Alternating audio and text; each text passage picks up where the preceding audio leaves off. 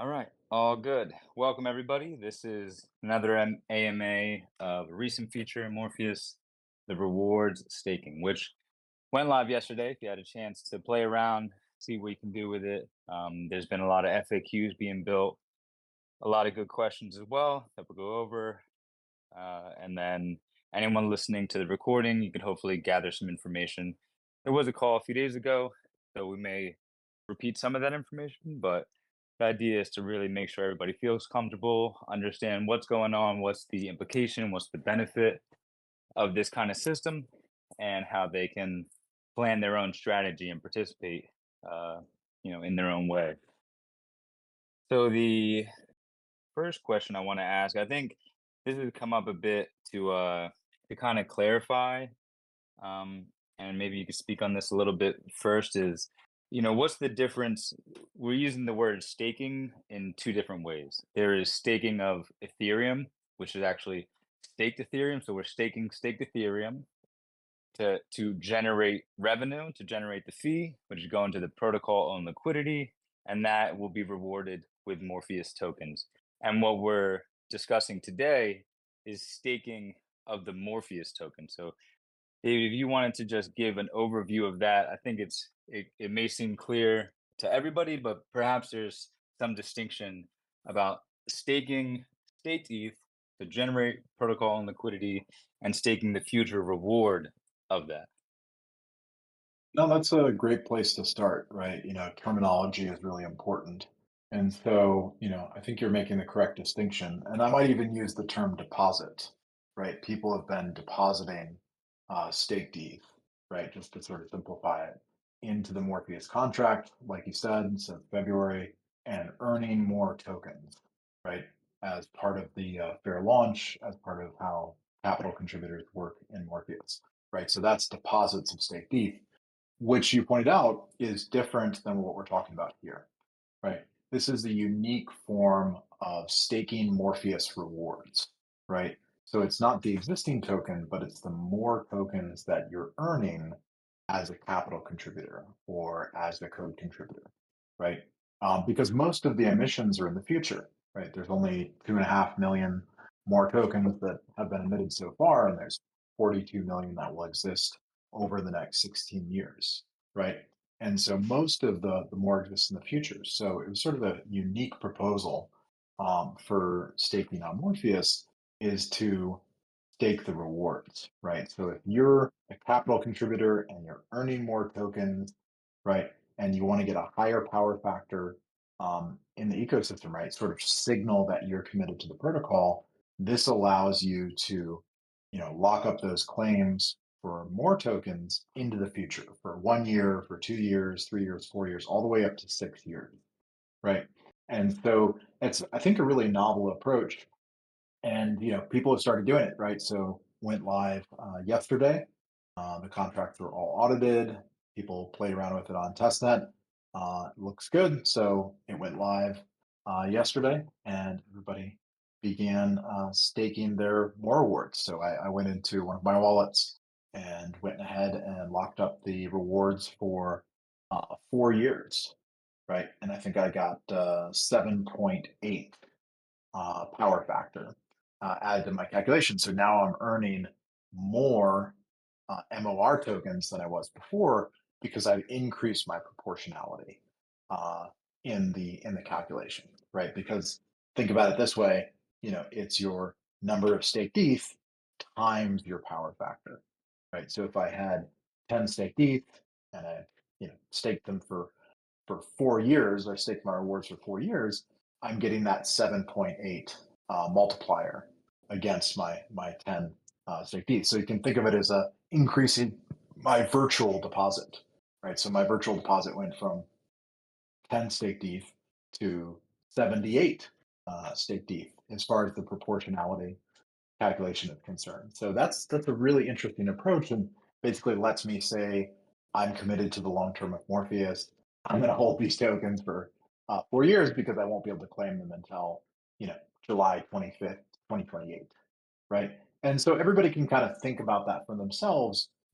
What makes sense for them? Do they want to lock up for a year or stake it for 2 years, 3 years, 4 years. It all depends on sort of your strategy, and if you have need of liquidity. But the whole concept, right, and why staking is so popular in crypto in general is it lets people align on this time access, right? It lets them express a preference to say they're committed to the protocol, right? And that's valuable, right? So yeah, really cool to see it implemented live and up and running. But yeah, that terminology I think is key.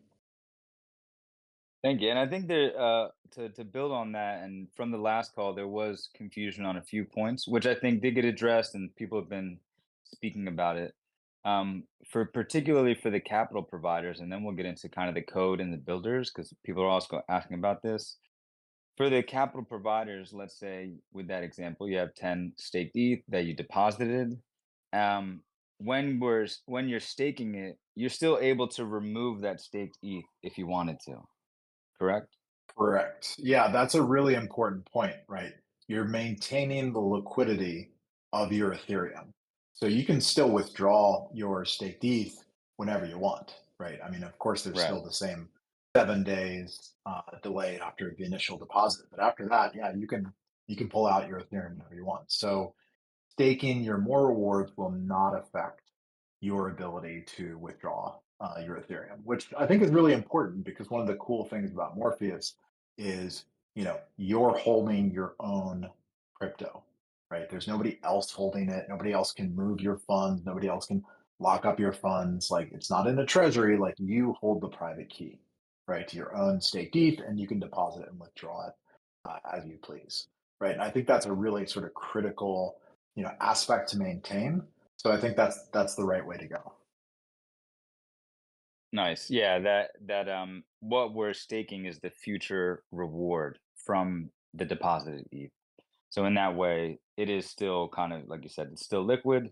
We still have that custody over it, and we're just saying the reward that will come from this is what I want to commit to and say that I'm down with that. I'm down with keeping that. So I want to ask a little bit about the compute. So for right now, we have these two roles. We have capital providers and compute providers. And it was suggested too. Let me see who suggested it. Chasing Dreams, suggested like, is there going to be some pause on the code weights until it's fully on chain? I know it was mentioned in the last one that to get that into an automatic on chain thing is the preference. Has there been any status update on that? There was mentioned that there are some forms to fill out, like how to reallocate. And I have a few other questions around code providers and the wallets that they're using and how for them to decide, what's the best way. There was some discussion in the compute chat too about maybe if you've been generating some from weights, you withdraw it and then stake whatever time base you feel comfortable for the rest of it. So you have some more MOR on your side in your wallets, but then the rest is kind of generating that yield. So has there been any updates on how to kind of automate that or keep that on chain? It's still in the works, but what's the current status of that for code providers? Oh, that's a great question. Yeah, let's kind of take them one at a time. So when it comes to the code providers, right, that is part of this staking update, right? So that's going to be all on chain. So if somebody, expresses a preference and say, hey, I want to, do stake my more rewards for 4 years, that's going to get recorded in a form on GitHub, just like it's been done for the last 6 months. And that's going to get updated into the smart contract as part of the normal snapshot. It's typically done the 8th to 9th of every month, right? And so I'm expecting the dashboard for the coding weights will be ready for people to start using probably next Thursday. Might be in testing even before that, but available probably by Thursday. So they give sort of everybody like a week to think through. Okay, I've got these weights. How long do I want to stake my more rewards, right? Or do I want to maintain my more liquidity? Like you said, you could also potentially claim your more tokens that you've already earned, and hold those. Maybe you want to stake them to our project when builder rewards go live, or maybe you want to stake them towards, providing compute, right? So that's perfectly valid, approach. But give people like a week from next Thursday to sort of think through what strategy they want to use and how long that they want to do the staking of their Coney weights. But that'll be on chain. I would love to see more ways to automate that over time. Certainly, it takes a lot of energy and work from the maintainers right now to review all the requests, judge which ones are sort of the best code at the best price to merge into the next weight snapshot. But there's a lot of development going on around the tools to sort of improve all those dashboards and forms for code providers. But yeah, the staking I'm expecting for code providers to go live in this next snapshot, right? So that'll be between the 8th and 9th of August. So coming up in just a few weeks. So yeah, definitely if you're a code provider, be sure to keep an eye out for the form, the dashboard when it goes live next week, that you take some time to think through and fill that out. And then all that data will be collected and included on chain in the next smart contract update next month. So yeah, that's all ready to go. And keep in mind, the calculation is exactly the same. So there's no difference between you're a capital provider or you're a code provider. It's the same time curve. It's the same power factor, right? So there's no difference between the two. All the different contributors are sort of treated equally and in a similar way when it comes to how the power factor is calculated, right? So if you've grokked it for providing capital, it's the same thing for code, right? As far as calculating, okay, I've got 10,000 weights. I'm going to lock them up for 4 years. Okay, that's 7.8 multiple, 7.8 power factor. Cool. That's giving me like I have virtually 78,000 weights now, right? I'm heavily indicating to the community I love Morpheus and I'm going to stick around and I'm going to hold these more for a long period of time, right? So same kind of calculation, same way. You'll just have a different dashboard. Nice. Yeah, they're both getting to the same aspect, like you said, of committing on the time basis. Hey, I'm committed to the project. I don't need to just take more out and do something with it. I do want to, I think on a technical level, let's say someone, because there was discussion about if one wallet was used for contributing and then later at a different point was like first staking those rewards for 2 years and later decided, you know what, I'm feeling comfortable with this. I want to go for 4 years or the other way around, go shorter, that it was suggested using separate wallets. In those forms, is there going to be a process? And it was also brought up that this would be kind of burdensome, and I can see in this early stage when it's not so automated to transfer weights or delegate to another wallet. Like let's say I have 1,000 weights. Is it going to be possible, or is this something we should also kind of see and not be in such a rush to do to say out of those 1,000, I want 500 to this wallet or all of them to this other wallet? What's that process of like verifying that wallet? I imagine at some point in time there could be a smart contract that does this, but for the compute providers to also think, me personally also thinking about this, I kind of want to shift to a different wallet that I have. Should I wait for the form to do that? Should I wait for some more stuff later on?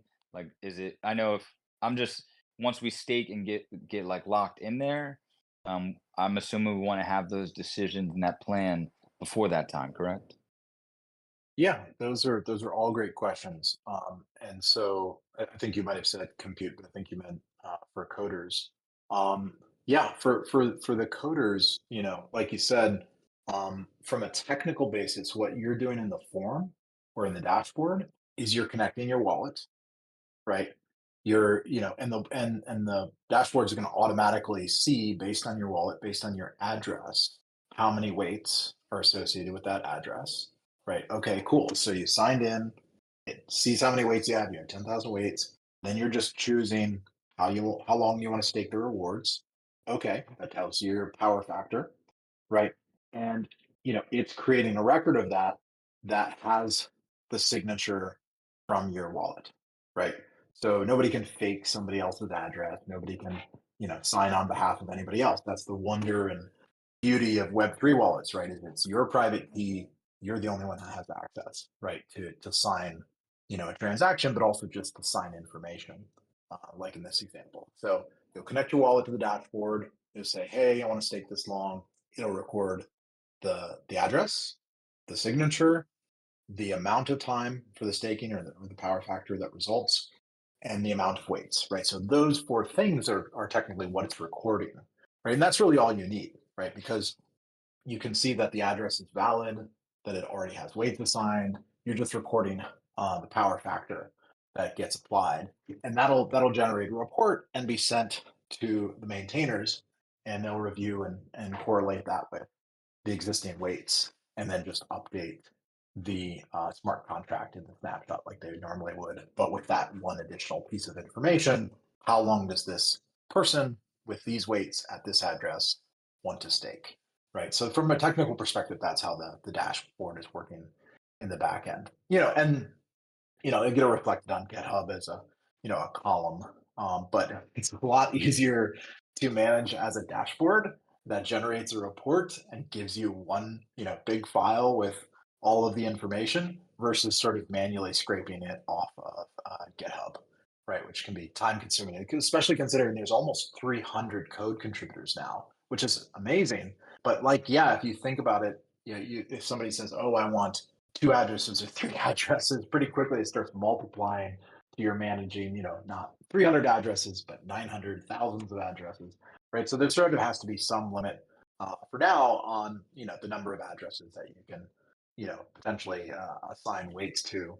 I think would be reasonable. Would probably be like two or maybe three at the most, but I'm sure that'll be indicated in the dashboard. So, but that's a really great question. So moving towards dashboards that make it easy to record this information and make it easier on the maintainers is definitely the way to go. And it gives you the opportunity to have that cryptographic proof by connecting the wallet and doing the signature that nobody else, right, is making a claim related to that address, right? So it's sort of strengthening the proof of the contributor being connected to the address, right? So that you're not getting name conflicts or confusion about ownership and stuff like that. So yeah, I think that Right. will be a big improvement going forward. And particularly, I think that thank you for that information because it does really clarify also what that process would be, and it feels very simple, just like all these dashboards been working really nice. The process has been studied and tested, so it's all been pretty smooth. Like personally on my level, and I wonder specifically also, can we transfer weights? Like, let's say we don't want to be using a wallet anymore that we had before, and we have different we kind of had a different security approach to our wallets, and maybe one was a hot wallet that we started contributing some code for. Uh, is there a form, or is part of that form saying like, I want to now use this wallet, look at all my weights over there, and I can also sign it from the first wallet, sign in on the second wallet. Is that something that's possible right now, or is that is that like deeper in the technical necessity? Well, the challenge with something like that is you have to watch out for, right? So, for example, a number of people have said, "Oh, my wallet was compromised, and I had this address, but I want to use this new address." Um, but how does a maintainer know that they're actually the person that made the contribution, especially if the contribution was anonymous, right? How do they know that address is connected to that GitHub, right? This is part of why, Maxwell has been doing such a great job building more.software. And if you haven't checked out more.software, it gives you a place where you can register as a developer and connect your GitHub handle to your address, and it gives you an ID so we can start moving towards having Morpheus be a system where there's a strong cryptographic proof of the connection between the contribution and the address and the GitHub handle and all the data related to validating that's correct and true. So there needs to be more development done in there, and also the smart contract architecture right now. It's helpful to understand is address centric, right? So the weights and the rewards are all associated with a single address. They're not associated with, a wallet. A wallet can have a bunch of addresses. A smart contract can have a list of addresses. It's not built like that. It's built wallet. It's built address specific, and that's sort of safer and simpler. It's less complex to just have a list of addresses. And so that was a good way to start. But you know, we're getting to the point, in Morpheus's development where okay, capital is live, code is live, getting real close to compute. I think hopefully, sometime in August we'll see builder rewards as well, right? So in the next 30, 45 days, we'll have all four of the contributor types live and up and running, right? And then I think it's the right time to say, okay, we've gotten this 1.0 architecture fully deployed, all the rewards are live, everybody's able to contribute.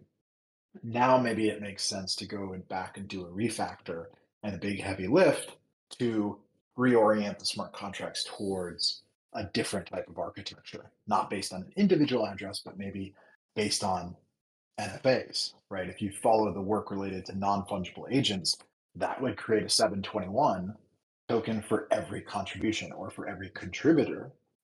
And then you could start to break out that ownership of different code contributions, right? Different capital contributions, and build something more robust. So I think that's probably later on in the year because it would need a re-architecture of how the smart contracts work today. Okay, that makes sense. So if you are in this situation where you have a wallet that you've already started contributing code to, just make sure you keep on the security of it. You make sure it's safe. You got to, you have your seed phrase backed up on a piece of paper. All the operational security that you need. Let's just keep that up for now until we get to this stage. And I think that's a really smart way to do it too, because manually going in, doing all these things, it leaves room for error.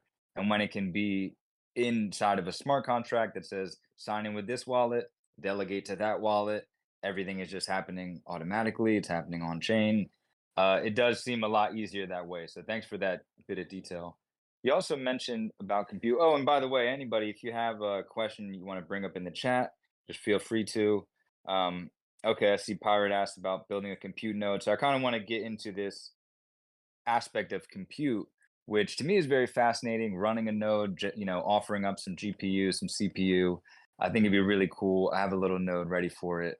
Part of that discussion of taking some of those rewards, either from capital or code, out now and then staking whatever's to come, for me was a decision to have enough to put a bond for a computing node, which I imagine there will be. Do we know any more details? It was spoken a little bit about, to have like a lower barrier entry. Filecoin was mentioned last time, but Filecoin's bond is like super big, and the idea was that Morpheus shouldn't be like this, to let more and more, to really keep it decentralized to anybody who wants to be able to offer that more distributed, I guess. Let's say instead of decentralized. Do we know a bit about like what it would take as far as the MOR token, as far as computing process with running a compute node or setting up a compute node at this time, or are we still a little bit away from getting kind of the nuts and bolts of that? That's a great question. Actually, a lot of those details have been addressed recently in some MRCs. So if you saw MRC 38, right, is all about, capital, and 39 is about code, and I believe it's 40 that gives all the details on compute. So if you read in MRC 40, it has the details of how staking is expected to work there. And that's already being included in the smart contracts, and it's being tested and audited right now. And so the simple way is it's not going to be like BitTensor. It's not a competition where you have to be one of the biggest holders. And like you're saying, instead, anybody holding more will be able to stake that more and become a compute provider, right? And just like they do in Filecoin, you can sort of earn up to the amount that you stake each year, right? So which represents effectively like getting 100% return on your MOR if you think about it in that context, right? So be a compute provider, say you stake 10 more, you can earn then up to 10 more in compute rewards that year, right? And so I think that's a really clever approach that totally opens it up where anybody can be a compute contributor and you don't have to have this high, barrier, right? So the amount of more you stake will sort of get included in your reputation, right? It becomes a way to prove that you're economically aligned. It allows you to earn those rewards. So yeah, I'm definitely going to do something similar. I think I'll probably claim some more because I want to, experiment around with running a node and providing compute and all the rest. Right. So I'm really glad they've ended up with a structure that's so open for anybody to build, be able to participate in that. I think is key. So yeah, I would encourage anybody who wants to check out the details, going to MRC 40. We can drop a link here if somebody wants to grab it off GitHub. I think it's in the in progress folder on the MRC repo. And so yeah, there's a ton of details in there. But yeah, that's also an example of staking existing more versus staking future rewards, right? So in the case of Right. capital and code, it's about staking the future, but people with compute or people that are going to be builders can stake the existing token. Yeah, good distinction on that. Thanks for the info around compute providing. That the next thing is now that the future opportunity for more from code providing, from capital providing, that can be locked in and saying, I'll withdraw this at a later time, I'm committed to the protocol. With compute, it's more of a the term is more like a bond. You're putting up a bond saying, I am going to offer compute, and I'm committing that this much amount of tokens is my commitment to participate in that network of compute power. Uh, did see in Black Flag says, will there be some kind of guidance and software given? I'd imagine we're going to see a lot of that, and maybe if you know more about it, Maxwell wants to share, but that the community has done quite a good job about building these kind of things and making stuff quite simple. And I imagine guides and tutorials of like what's going on. For me, I'm very not on the coding side. I know how to run Docker because I've been playing around with nodes and doing a few things here and there. So I think more of that is could definitely be expected. And yeah, around what the criteria is, I think we should save that for another call. And as we get more detail of like what is the hardware requirement, as more and more of that comes out, I'm sure we'll be able to have that discussion. I wanted to circle back just a second to the rewards mechanism because you mentioned this last time. This is another thing I want to clarify a bit. Someone asked, where are these extra rewards coming from? And you've been using the term proportionality. And basically, correct me if I'm wrong, but what's happening is that if there is 100 people contributing and that reward is being distributed to 100 people, the power factor is saying person 1, 2, and 3 are 25 are 10%, 10%, 10%. The others are distributed between the 70%. So it's not that more tokens are being generated or being added in to the supply, is that the ratio of how much of your contribution, either capital or code, relates to everyone else in that pool. So that the no new tokens came into circulation. And you mentioned this last time, but maybe if you could just want to speak on that a little bit more about, how you're defining proportionality. It just means the ratio that everyone's doing, that's what the power factor is giving us, correct? Yeah, I mean, I think you did a great job summarizing it. That's exactly it. Nothing has changed about the emission schedule. There's no additional more supply.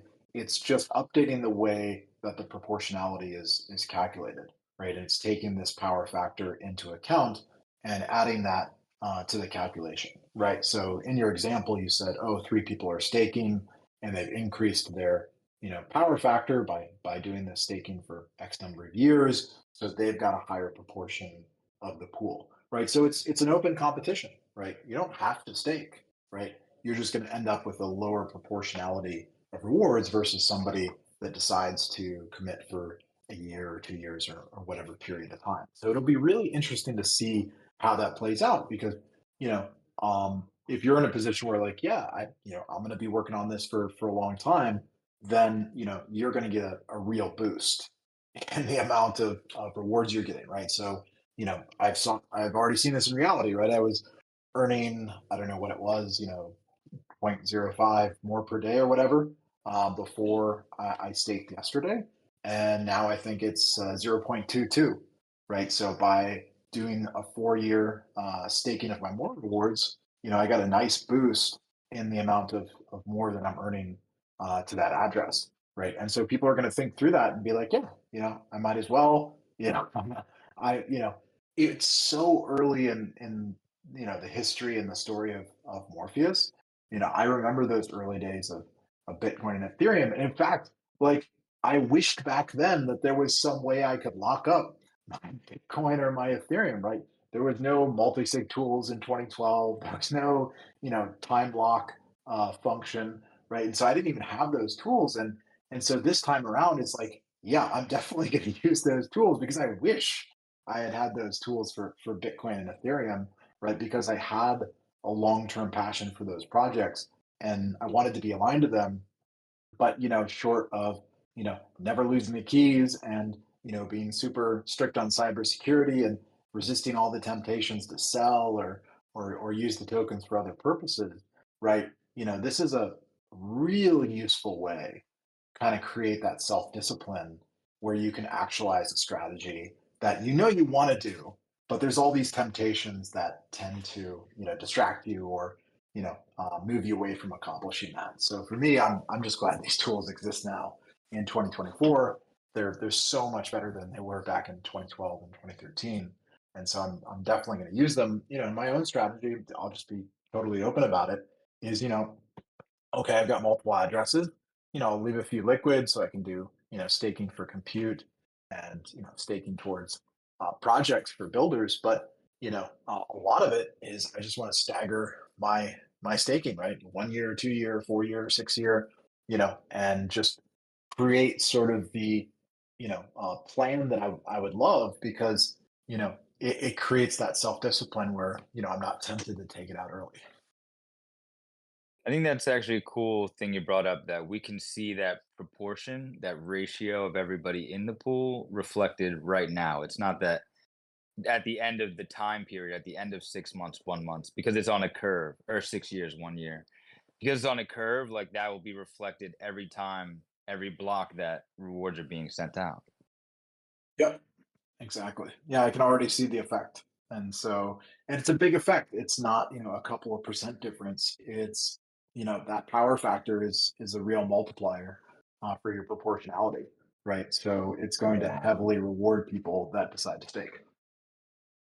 Very nice. If there's anybody that had a question or wanted to come up and ask one, um, I think we're heading to a close. We got to a lot of good stuff. I do want to ask, this has been brought up before, is that Um, is there or is it on the timeline or being thought about to we see like these hyperliquid quote tokens where a stake token can be used for governance or something can be used for something else. As we know now, this stake means this is inaccessible. Is it possible or it's not possible right now, but in the future saying, okay, I've staked these rewards emissions. Can I use that staked more to, for example, run a compute node or support a project of a builder? Um, that's currently not the case. Is that something that may be interesting? Is that something that has been discussed a bit, like a universal token situation where if you're staking, you're like, hey, I'm committed to Morpheus. These rewards I'll take at a later time. And in the meantime, can I use those? I mean, it's kind of the opposite. Like you're still trying to use these tokens, which you committed. What's the thought around that at the current moment? That's a really great question. Like you said, something like that wouldn't fit into the current architecture. But as soon as any protocol, implements staking, inevitably somebody is going to create a liquid staking token, right? I see John's here in the audience. We've talked about this. That's just reality, right? Anytime you create something where there's a lock, somebody is going to create, a proof against that, a proof of that future claim, right? And start creating a secondary market, right, where people can trade those claims. That's what locked stake ETH is. That's what all these liquid staked tokens on Ethereum are. Now, I fully expect that will happen for Morpheus, and I think that's a good thing, right? It lets people say, "Oh, well, I've actually changed my mind. I want to sell some of these future claims." maybe somebody else that doesn't have a high power factor can then access those tokens. Maybe they have to pay a premium or a discount. The market will figure that out. But liquid staking tokens are definitely inevitable. I don't think it'll get implemented at the Morpheus protocol layer right away because that's sort of it's a different set of functions. And ultimately, when somebody's doing staking, they're making a choice, right? You can either have the increased power factor and not claim the tokens, or you can have the liquidity and participate in compute or staking towards projects or other things like that. So ultimately, you're kind of making the choice. And so I don't think it makes sense to sort of give people both because you have to like the whole value of staking the more is then you remove that from the circulating supply for a certain amount of time, right? You increase the scarcity of more. So all the people that want to do compute or builders will have to go then buy more from the market and use that to stake against their compute or builders, whatever else they want to do. So I think if you think back to like the tokenomics, always the goal in crypto is to create scarcity, right? It's to create certainty about the supply. People that have a high confidence, like, okay, there'll never be more than 42 million. And oh, I see there's a burning function. It's actually going to be less than 42 million because every week they're burning more tokens. And oh, all these people are going to buy the token because they want to use it for its utility, right? So that you want to make that super clear and easier for people to see that these are strong property rights and that it's a fair system and that it's predictable. And these tokens have value over time because people can use them, right, for those purposes. So yeah, that's really important to understand. Thank you for that, and that's definitely a helpful distinction for anyone listening as well. Is that the dynamics are being rolled out in a way that we see? Okay, this is committing that the token is we're basically locking up token supply and getting a power factor from that, getting the proportion from that. But when it comes time to contribute um, compute or time to contribute to builders, that is another stream basically of the token to consider in your plan. Do I want to take some, and as we discussed before, do you want to take some of that out now so you have it lying around for when that time comes or when other things come? And good point too. I think you're right. The LSTs will come in time, and it is quite smart to let that the as Morpheus grows and like continues its thesis, it's smart to let it focus on a few things first, and all these additional features that we see in other markets and that we see in other protocols, like let the rest of the ecosystem kind of develop that and feel safe around that. Good distinction there. So anyone who's trying to strategize or think what are their roles, like what do they want to do, what is their time limit? You brought up staking at different times, so different wallets having different amounts of years could be a strategy. If you want to have some liquid now, so that once compute goes live, you want to play around with that. Once building goes live, you want to build some stuff and stake there as you know more of that. So if you're wanting to have maybe a bunch of options, maybe you want some more liquid now, or you could also later go to the market and do it. But I kind of agree that stake it and use it everywhere is a mechanism that kind of works counterintuitively to what the reward staking, which is what we're speaking about today, the future rewards being generated from either capital or code providing, those are kind of set aside as a new mechanism, basically, in the tokenomics. And the other parts will come in time. So to kind of develop your strategy around that. I'm not seeing any more questions. I think we could head to the end. I'm gonna check general chat. If no one's interested in anything in general chat. Um, did anyone want to come up? I haven't seen any hand raises. Also, that's also possible if you want to. If you're listening and you do have a question, feel free to drop it in the general chat. Feel free to reach out to somebody, and some guidance will come your way. Everybody's really helpful in the server. Uh, or save it for a next call if you'd like. I think okay. I did see another good question the other day on the Discord, not directly staking related, but a couple of people were pointing out that there's a big shift going on in Ethereum towards volumes on Base. I was shocked the other day to see that on Uniswap, 80% of usage last month was on Base, right? That is truly staggering, right? It's outstripped even Ethereum itself, and it's outstripped Arbitrum. And for those that have been watching, Morpheus got extended to Base a few months ago as part of Noun Space, right? When they launched their MOR 20 project, the smart contracts get deployed on Base for that. There's also a way using Layer Zero that you can go on Warlord right now and take your MOR tokens and move them from Arbitrum over to Base or to Ethereum, right? So a couple of people have been asking, and I'll put it out there. I think it would be really interesting to bootstrap more liquidity on a Base Uniswap pool, given how much the volumes have moved over there. But just wanted to address that question that people have been asking. So yeah, definitely think it makes sense. We're already seeing people in the community, launch on Base. So why not support and access that liquidity? Very nice. Yeah, good for Base, good for them. Um, Pirate Pirate Bread, adding more privacy features. I don't think this is really the call to talk about that, but I'm glad you always bring it up.